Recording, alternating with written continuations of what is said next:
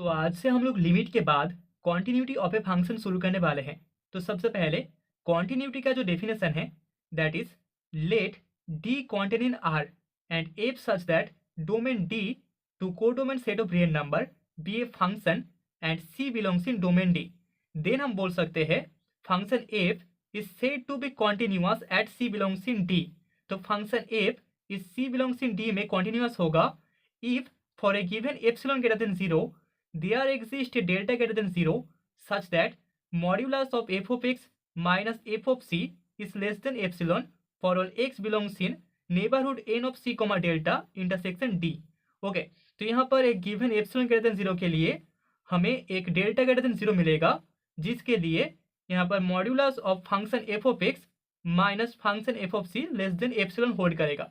And यहाँ पर जो x है वो neighbourhood of c comma delta intersection d इसमें से आएगा। ओके, इसका एक दूसरा ऑल्टरनेटिव डेफिनेशन है ऑल्टरनेट। तो उस डेफिनेशन से हम बोल सकते हैं F is not continuous at C belongs in D if there exist an epsilon greater than 0। अगर वहां पर हमें एक एप्सिलॉन ग्रेटर देन 0 मिले फॉर व्हिच जिसके लिए for which no delta greater than 0 works। And इस एप्सिलॉन ग्रेटर देन 0 के लिए हमें कोई भी डेल्टा ग्रेटर देन 0 नहीं मिलेगा। Okay, that is there exist an epsilon greater than 0 such that for all delta greater than 0 there exist सम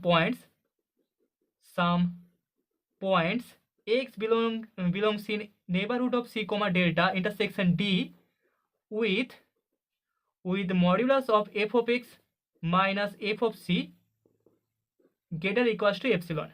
ठीक है, हमने यहाँ पर देखा था modulus of f of x minus f of c less than epsilon होना चाहिए, लेकिन यहाँ पर हमें x belongs in neighbourhood of c comma delta intersection d के लिए ऐसे पॉइंट्स मिलेंगे जहाँ पर modulus of f of x minus f of c greater than equals to epsilon होगा। ओके, तब यहाँ पर एक एफ कॉन्टिन्यूअस नहीं होगा। तो अभी कॉन्टिन्यूटी के लिए कुछ नोट्स है। फर्स्ट नोट में हमें बोला गया है let D contain in set of real number and F such that D to R be a function and C belongs in D intersection D dash. Then हम बोल सकते हैं F is continuous at C if and only if limit extending to C F of X is equals to F of C. तो इसको हमें solve करना होगा। सो we have d contain in set of real number and f is a mapping such that d to r is a function and यहाँ पर c d intersection d का point है d dash का। Okay, now let हम लोग मान लेते हैं f be continuous at c। f continuous है c पॉइंट में, कॉन्टिन्यूअस एट c। तो यहाँ से हमें शो करना होगा limit extending to C F of X equals to F of C होगा। ओके, सो कॉन्टिन्यूअस होने पर हम बोल सकते हैं therefore for a given epsilon greater than 0 there exist delta greater than 0 such that by the definition of continuity यहाँ पर modulus of F of X minus F of C less than epsilon hold करेगा for all X belongs in neighbourhood N of C comma delta intersection D. Okay, so this imply यहाँ पर modulus of F of X minus F of C less then होगा epsilon से for all X belongs in neighbourhood N dash C comma delta intersection D. And this imply हम लिख सकते हैं यहाँ पर लिमिट एक्सटेंडिंग टू सी में F of X का value equals to F of C होगा। हमने लिमिट पहले ही पढ़ा था, limit of a function. Limit of a function के डेफिनेशन से हम बोल सकते हैं अगर modulus of F of X minus F of C less than epsilon होता है जहाँ पर एप्सिलॉन पॉजिटिव है एंड यहाँ पर जो एक्स है वो N dash C comma delta intersection D से आता है, तो यहाँ पर लिमिट एक्सटेंडिंग टू सी में हमें एफ ऑफ एक्स का value equals to F of C मिल जाएगा। Okay, so that is the first part. So now conversely हम लोग मान लेते हैं let limit extending to C F of X is equals to F of C. यहाँ से हमें एफ को सी पॉइंट में कॉन्टिन्यूअस शो करना होगा। Okay, so let us choose, हम लोग चूज करेंगे choose N epsilon greater than 0। Okay, so इसके लिए there exist delta greater than 0 such such that modulus of f of x minus f of c is less than epsilon for all x belongs in n dash c comma delta intersection d. ठीक है, limit के definition से इसको हम बोल सकते हैं also modulus of F of C minus F of C equals to 0 होगा which is less than epsilon.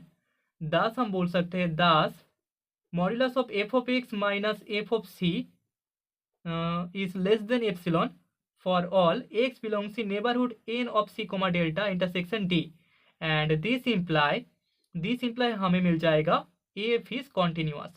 तो यहाँ पर f continuous हो गया at c पॉइंट जहाँ पर c बिलोंग करता है d इंटरसेक्शन d डैश में. Okay, so that is the result. तो अभी सेकेंड नोड में late f such that domain d to codomain r be a function and C be an isolated point of domain D. तो यहाँ से हम f को point C में continuous show करेंगे.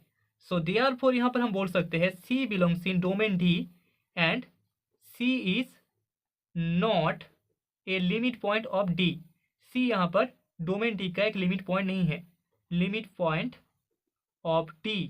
Okay, so this imply there exist delta greater than 0 such that neighborhood n dash c comma delta intersection d is equals to null set phi. दोनों में कोई भी कॉमन रीजन नहीं होगा. Okay, मतलब कि हमें null set मिल जाएगा.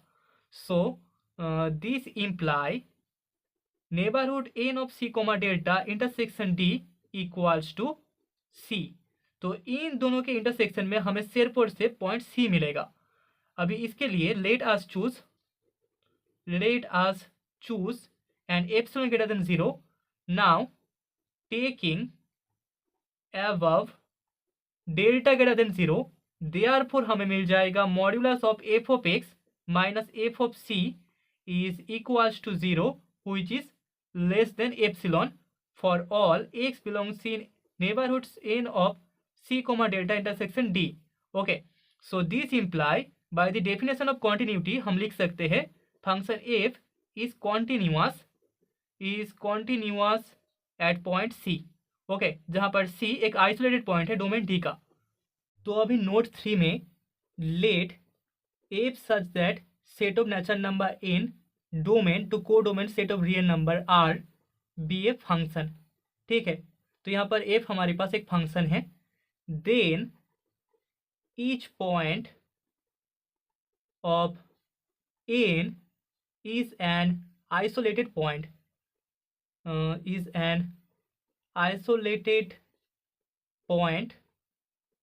of n. ठीक है, तो नेचुरल नंबर का हर एक पॉइंट एक आइसोलेटेड पॉइंट होगा. So therefore f is continuous function on set of natural number. ठीक है, दस हम बोल सकते हैं thus every real sequence is a continuous function. तो हर एक रियल सीक्वेंस एक कॉन्टिन्यूअस फंक्शन होगा. Okay, continuous function.